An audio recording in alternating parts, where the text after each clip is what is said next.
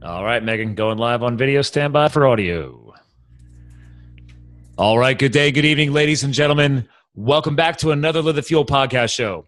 So this evening, we are bringing on, yes, our regular co-host this evening, Dr. Megan Cannon, Ph.D. of Mind of the Athlete, our resident sports psychologist. She's back on the show, as usual, every month. We love her. And today, what are we catching up on, Megan? We are catching up on life and mindfulness. Had some team sessions this week, and it's what we've been talking about. And so I figured it would be a great topic to talk and touch base on here. Well, now hold on.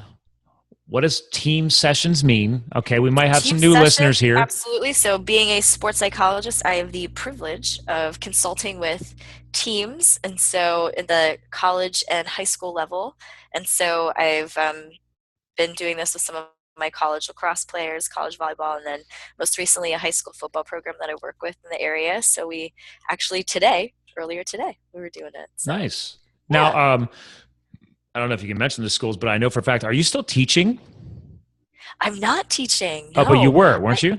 I was, yeah. I taught a sports psychology class last year at Muhlenberg College. Yeah, so shout out to Muhlenberg people. Yeah, so it was super fun. And so it was like one of it, like kind of the specialty kind of area, just more niche area psych class. And so I'm excited to see if they offer it again in the future because it was a lot of fun.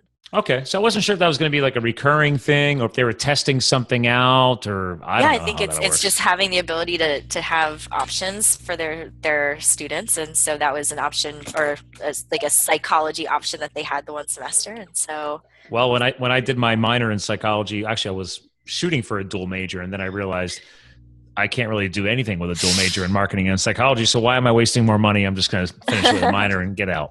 But I wish they would have offered that because me being a health and fitness junkie, it would have been nice to really tap into that sports psych side of things. So, but listen, mindfulness and teams, and clearly you're talking a high school level and college level. So obviously I'm a big fan of teamwork. Teamwork makes the dream work. There's all kinds of funny quotes out there like that, but why mindfulness? Why mindfulness? Because so frequently our minds are not where we are at. So, I recently heard a comment made which really hit home of just, the majority, not necessarily all, but the majority of the stress and pressure that we experience or feel isn't actually existing in the moment that we're in. It's because, if you're sitting in your room or you're driving in the car, but you're thinking ahead to the meeting or what you need to do later at night or tomorrow, what's coming up this weekend, or you're thinking back to that like comment that you made that you're embarrassed about or something that happened or a mistake, our mind just goes off in different directions. And so it then results in a lot of undue stress for us. Additionally, when it then comes in terms of like sport performance enhancement or even performance enhancement in general, when our mind, we have, in addition to that undue stress, we're now not completely focused on the moment and what we're needing to do to perform well in the now. And so it's kind of a 1-2 punch in terms of performance, which is why with the teams and athletes, we've been talking about it recently. But I know on your podcast here, you have a lot of, professionals and people in the business world, and, there's a huge aspect and requirement of performance there. And so I felt it was well, you guys even have a program on that. Don't you guys have like a mind of the professional or like the mind of the athlete? Kind of the mind more of the corporate side of things, where it's, exactly like sport performance, business performance, there's a lot of the same principles there. And so it's exciting to talk about. So how do you, and again, ladies and gentlemen, this is actually going to be a new, quicker format. So we're hitting a little harder and a little faster. We're just trying it out because Megan's a busy person. And I'm like, normally we hang out for like over an hour, hour and a half. And I'm like, hey, let's try some 30-minute sessions. This is something all new here for 2018 because number one, that means she doesn't have to come on as often physically and I can give her more time back. But number two, it gives you guys a chance to hit hard, to hit fast. So that being said, mindfulness. When you were explaining this just now, I'm like, how does one translate it shorter? To me, it's almost like the classic statement of, dude, you got to be here in the moment. And a lot of people aren't here in the moment. Is that part of this? Is that a good translation? It is. And, there's a piece of it that's being in the moment, but there's also a piece of it and that's awareness, not only of the moment, but of what's going on. And so it's a mental state that, we're focusing on awareness of the present moment, while also acknowledging and accepting our feelings, our thoughts, our bodily sensations, because that flow and that stream of thought, it's always going to be running. I mean, our minds, I know we oftentimes talk about that, how important that internal monologue is and being in the positive direction. But ultimately, the moral of the story is that monologue is going.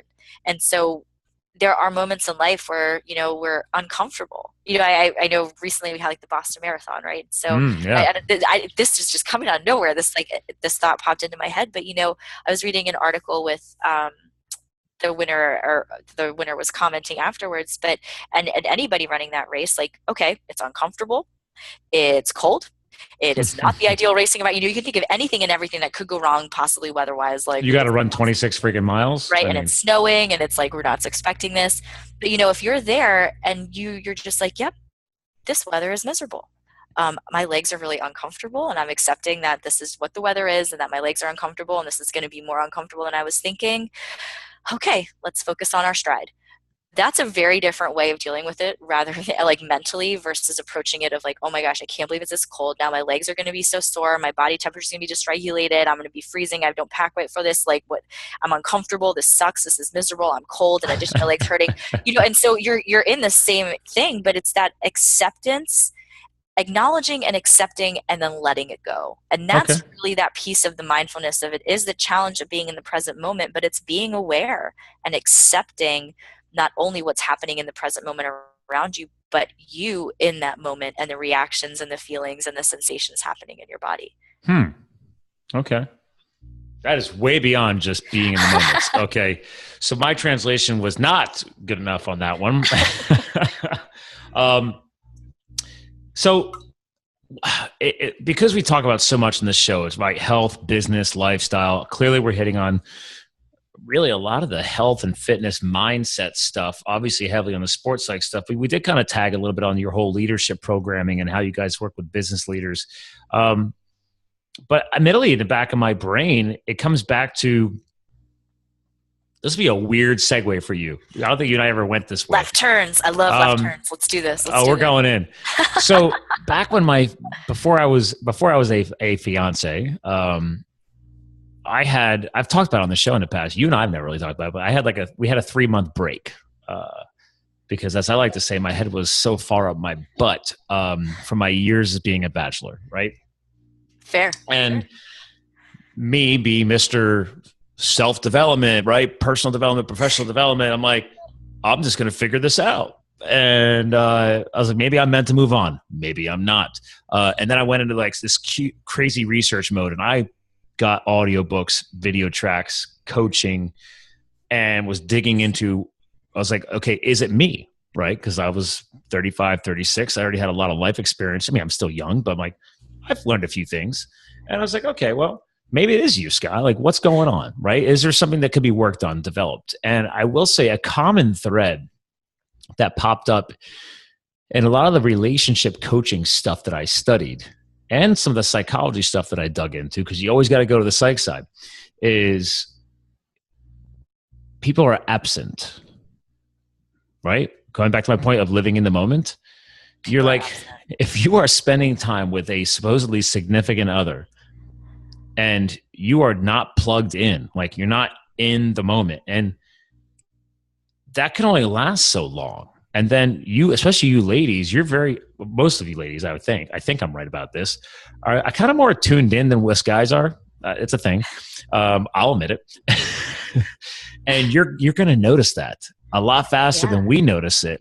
And then we start taking things for granted, and things just start spiraling out of control. And then eventually you ladies reach a point. I'm just speaking about my example here, where it's like the brain unplugs. Like emotionally, there's an unplug. Or as one of my coaches told me a while ago, he's like, it's like flipping a light switch. And he's like, but here's the problem. When the lady flips that light switch off, and maybe this is flipped, right? Guy, girl, guy, whatever, or whatever else is your lifestyle. But when that switch is flipped, it's like a lock gets put over it. Like, it is virtually impossible to flip that switch back on. Like, you are in the down spiral. You've got to move heaven and earth, or whatever I did. I don't know what I did, but to get that switch back on. And most of the time, it's not the same switch. if you can recover that relationship, in my case, it's a different switch, Oh right? yeah, absolutely. Like our anniversary, she doesn't count phase one unless it's involving me getting around to putting a ring on it. Then the whole timeline was included. But I was like, wait a minute, you can't selectively add back in a chunk of time. When you told me that didn't count. And creative she's like, accounting, Scott. It's creative accounting. I don't know how you ladies do this stuff. I'm trying. That's Anyway, so funny. so obviously, am I right? Was that a huge left turn? I don't know. That was a left turn. But I pride myself on transparency. I don't hold anything back. And I figured you might appreciate that. Yeah. But go back to the whole point here was mindfulness. I was unplugged. And it wasn't me checking out. Like I was still, my brain back then was like, I'm still obsessed with Colorado because I'd moved back from there. I would not let go of that life. And I wasn't living in the moment here in Pennsylvania. Yeah. And I think that's really where, I always often say, we're operating in a world and living in a world where there's just a lot of there's people, but there's no drivers behind the wheel, because even though we're physically there, like people are just somewhere else. And so it's, that it just happens. And speaking kind of to your point, and the story you shared, when there's those transitions or just things in life, there's a level of acceptance that I think is really powerful in the world of mindfulness, where life is going to happen and there's going to be positive things, there's going to be negative things, there's going to be great things, but there's also going to be horrible things, and our ability to just be like, okay, this is where we're at right now. And I'm acknowledging this and I don't love it. I don't like this. I'm uncomfortable. But this is what it is. And I'm going to accept that. And then you're able to just navigate that situation, even though it's not a fun or a pleasant situation. There's just a freshness to how you're able to navigate it, just being and accepting. This is what is, it's almost kind of like, if you're falling, right? Like you fall down the steps and sometimes you'll get more injured if you try to self-correct, fight it and self-correct. And then you wind up tensing up parts of your bodies versus like the rag doll. And then you just kind of go and flow and so it's that acceptance piece is really huge. And it sounds like at that time of life, there was a lot of transitions, a lot of uncomfort. Well, and the interesting part is in the initial transition of the breakup, whatever you want to call it, or it's if people don't, if the parties don't understand why, or one party doesn't, what do they normally do? They try and fight it. And that was part of my work, was I had to get to that point where I was like, no, I have to accept that this possibly cannot come back. So you got to accept that first. You got to flip. You have to make that transition. As hard as it is, you have to make that transition. You can't fight that stuff. Back to your point, you start fighting it, and you're trying to hold on to something, and that person or that whatever else. This might not be person to person. It could be something else going on in your life. You're holding on. You're forcing yourself to hold on to something, and you're just not allowing yourself to accept the next phase, and accept where you're at. Right. I mean, that comes down to sports. Like people, oh wow, I'm just going to full circle this right back to you. Last time you and I chatted, and actually I think this is one of your presentations too, we talked about how athletes especially, they struggle after an injury, or especially if it's a career-ending injury, or we could tie this back to military, career-ending, trauma from a war, whatever. It's like a lot of people aren't taking that necessary step to accept that it's happened. They have to own that, hey, this is where it is now, I got to move forward. And they're never, I think, getting back to that phase of mindfulness is what I'm hearing from you. It's like you're never going to be able to get back to that full state of mindfulness if you're not going to at least accept that transition. Am I translating that right? Yeah, no, I'm definitely hearing what you're saying, and I never, thought about it in that context. But you can see how when we don't either have that awareness or we're not willing to accept, you think of a lot of examples in a lot of different areas of life where people just seem to get stuck. Mm-hmm. And it's an unpleasant stuckness. It's not fun, but a piece of, and maybe not necessarily for everybody, but for some people in those situations, is that lack of acceptance of just, this is where I'm at. And even though, like I said, it's unpleasant, it's not enjoyable, but if there's that acceptance there, it just allows us to, I don't want to say let it go in this, we just don't care about anything. It's not letting it go in that way. It's just, no, it's not that. Helps us be able to coexist with it. Yeah. Well, it's funny because all right, I'm going to reverse back again to that earlier point. What's that really annoying wedding song? Reverse. Oh, Reverse. What is that? Oh is it the man. cha?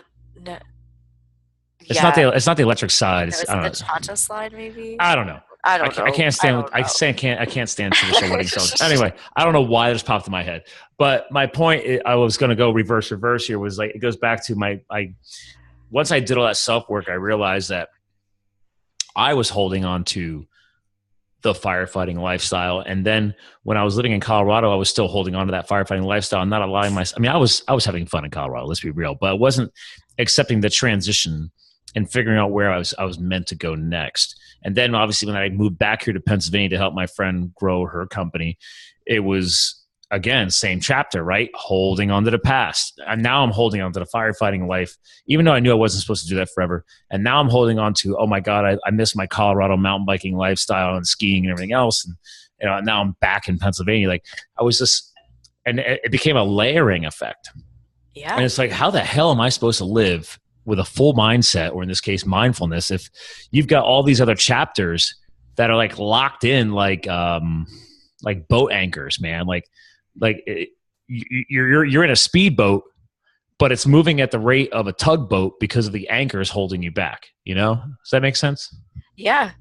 Kind of get pulling back to kind of I think The Office says it best, right? Of Andy Bernard, you know, he's talking and they're interviewing, and he's like, you know, I just wish there was a way that you can know and realize that you're in the good old days while you're in the good old days. You know, because he's like, you know, he was talking about how when he was at Dunder Mifflin, he thought about the people before, and then when he was there, he's thinking about there, and then now that he's in this new phase of life, he keeps thinking about these people.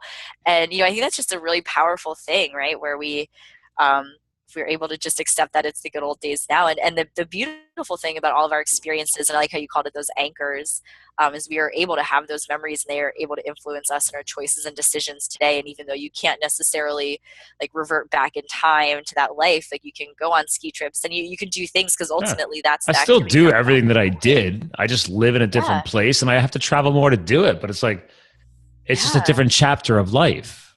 Yeah. And I'm glad we're talking about this, because back to mindfulness is right before I got on with you, I was recording with this multi-author guy. He sent me all of his books. And the dude's name is Damien Lupo. And the book here is Reinvented Life.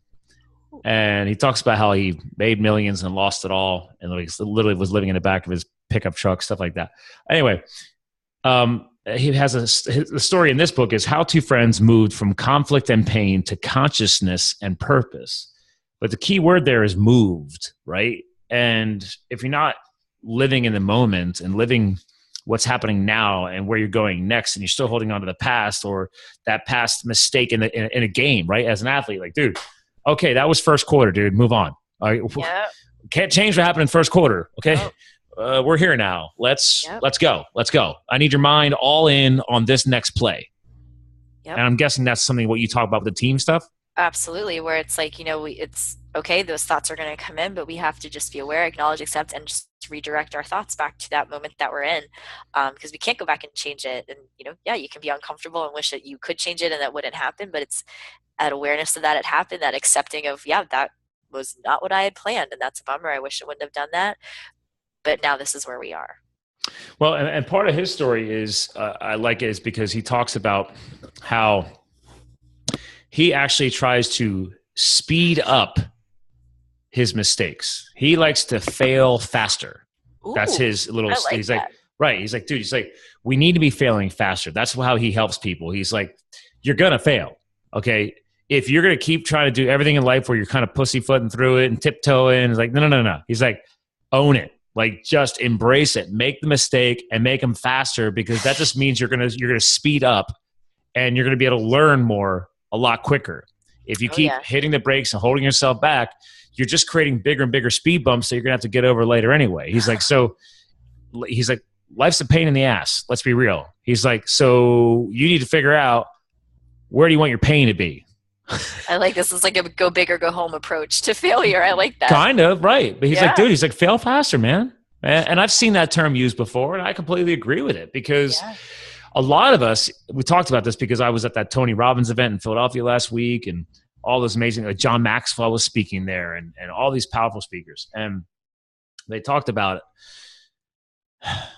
when you go to these events or you keep gaining these new knowledge, right? Then every new podcast, every new audio book, whatever your personal and professional development path is, you're building up the ability to fail faster and learn faster, right? Yes, technically, you're probably going to see yourself maybe failing less, only because you are learning along the way. But the whole point here is that he's like, if every time you hold yourself back by living in the past, you're not able to move forward. Your mindset is not fully dialed in the forward path. Everybody, it's like, he's like, you're splitting your resources. You've given up 25% of your brain by having it hang out here, and you only got 75% to live in the now and move forward. So let's say even numbers. He's like, you got 25 in the past, you got 50 in the present, and you got 25 in the future. He's like, where it should be more like 50-50 at minimum, like 50 in the present, 50 forward, like minimum. Like we're just throwing numbers out there, but I figured you'd get a kick out of that. So yeah, no, I like that. That's a fail faster. That's a great approach. It's a really great thought. So with these teams, I mean, do they get it? Yeah, how many sessions does it take? Yeah, Doc? Well, and that's, I think, as with anything in life, right? There's a practice, and so even with the team sessions, I'm only in there so much in comparison to the frequency of their practicing, and also even the frequency of life, Mm-hmm. And even same thing with the athletes I work with individually. Something I tell them the first day is like, listen, we hang out for, 50 minutes once a week. You have so many more hours outside of this. And so what we're going to talk about, there's a big piece of like, this is where we talk about it, but there's a big application piece when you're not here. And so, and that's a cool thing with the coaches and different ways that they can integrate some of this just in their practices and in the things, again, just to reinforce, because ultimately, in terms of mindfulness or any other strategy and it's essentially just a new habit you're trying to build or you're trying to change. And so it's that replication over time. And so the way that I like to really, I think, kind of make the point and make the comment is through eating chocolate. Okay. Who doesn't love eating candy? And so, I do this little exercise where they have to have 2 different pieces of chocolate. And I think this is something really cool for anybody to do.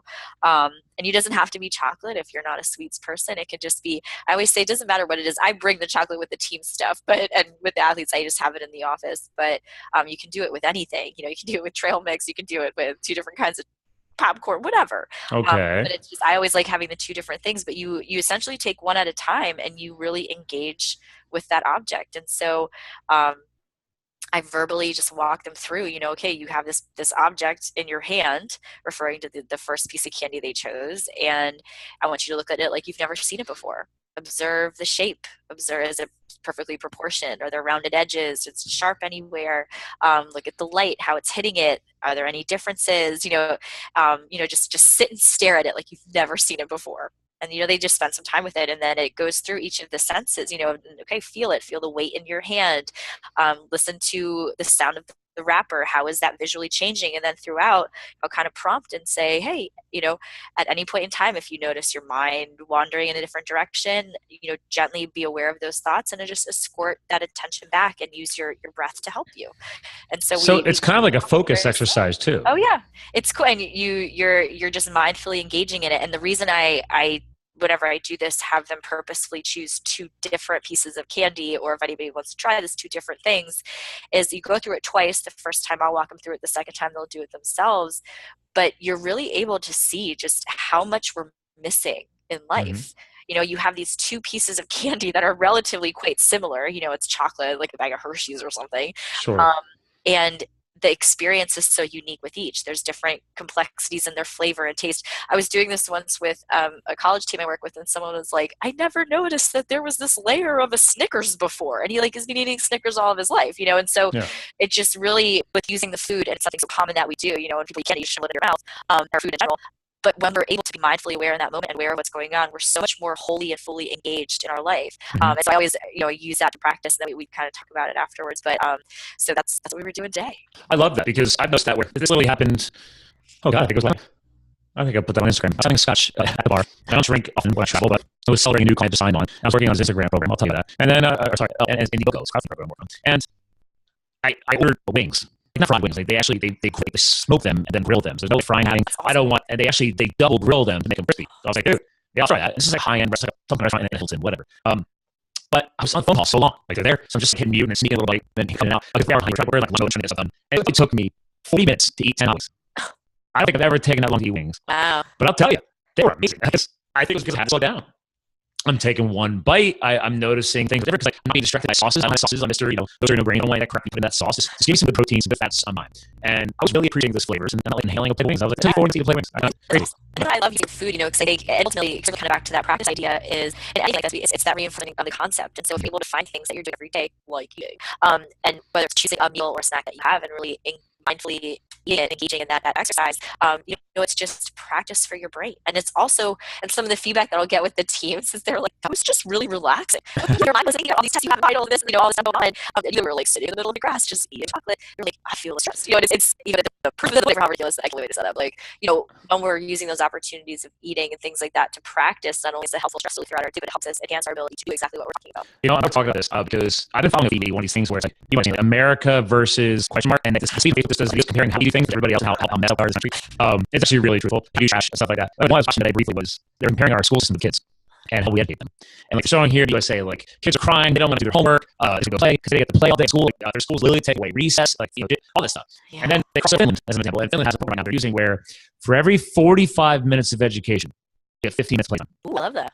And this has been proven. I'm sure you have a lot of people somewhere on this, but say, guys, you got to give the brain a break. Like you don't cycle it for so long, especially children. Like they're in an impressional area, you got to give them a break. Yeah, I think that's one of the things so often is we overestimate brain development. I mean, I see that.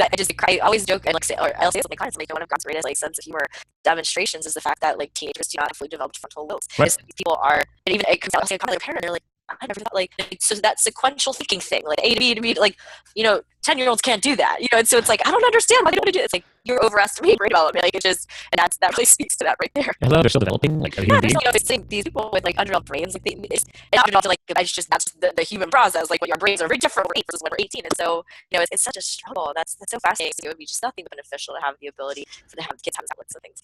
Yeah, and actually here, I looked it up. It's just called America versus, VERSUS, and actually it's one of those you just launch an entire TV show on Facebook now. It's a place to watch. So you just have an entire business page, and all your video content is basically like a TV show, but it can only be found on Facebook. So their whole program, and they have 1.2 million followers. Wow. And they're just making videos comparing how to other countries. Oh, yeah. This one is America versus Finland. They launched it 8 hours ago, and they already have 659,000 views. Wow. The struggle is real. Okay, this has been a powerful, hard-hitting 3-minute session. I think it's important to clarify. When I heard mindfulness, I started thinking about living the moment. I started thinking about really listening and unplugging. Being about social media and smartphones, distracting yourself from mindfulness. That's all it's by itself. And then towards the end, I really got down to one keyword here, which was just focus. Focusing so you can focus more. Like focus in, so you actually experience what it's like to be solely focused on one thing. We miss a lot. We miss a lot. I mean, that's why we do this way. I got Amy. I would think if I ever turn this show into a format with a pre-prescribed Q&A session, and actually hearing you, not actually hearing me, and we're just running robots, I shut this down. Heartbeat, to really just give me beat me up. Because I was like, come on, if you and I are having a conversation, we want our listeners to hear, we didn't have a game plan. We didn't know where this episode was going to go. And we ended up hitting a lot of key areas here that didn't expect me to take it to certain areas. That's how my brain works. And the only reason I bring up military is because of all the different people that I talk on the show. So my brain works differently than yours. But you totally get it. You can connect. So I hope our listeners connect with it too. So hey, listen, how are you going to close this out? How do you want to sum this up? How do you want to sum if people hear this quick, so this new format we're testing out. I hope they get the mindfulness. They understand it, right? But how do you close this out? How would you want to take away super wisdom from this whole 30 minutes? Negativism, hashtag.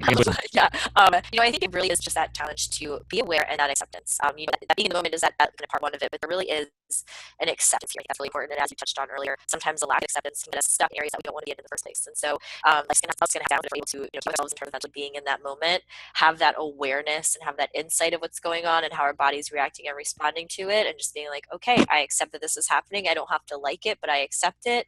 We're able to really just live so much more wholly and fully and really maximize our potential. I love that. Well, listen, hang tight. I want to give you a proper goodbye off the air. Ladies and gentlemen, especially to our video feed, as I close this out, I'm going to do one last little screen share on this episode because I just love promoting people's Instagram feeds, and I'm showing off Dr. Megan Cannon's episode. And actually, this was a post from April 27. She was posting a throwback. It looks like is that Spartan or Tough Mudder? Spartan. That is Spartan. we are fellow Spartan athletes, not just Ragnar histories and everything else. We have a lot in common. But anyway, ladies and gentlemen, she hinted in the closing comments, right? We're going to have these ups and downs. And the photo that I'm showing from April 17th was her literally being up as she's jumping over a pile of fire and burning wood and ash, which is just something that happens in these obstacle course races. So that being said, live in the moment, my friends. Okay, get tapped in. Find your state of mindfulness, and you'd be surprised what is going to come out of it. So, again, thanks for tuning in to another powerful episode with, I'm going to create another hashtag, Mindset Megan. Mindset Megan. Dr. Megan Cannon, the Mind of the Athlete. Again, our regular co-host. Thanks for listening in, ladies and gentlemen. Remember, you too can live the fuel. We'll talk to you guys again soon. And you're free of the pod. Let me shut down video. Thanks for tuning in, YouTube watchers. And we're clear. Let me shut. Oh, not clear yet. Shut that down. Done with screen sharing. I like the little fire out thing closing out. I know, that's cool.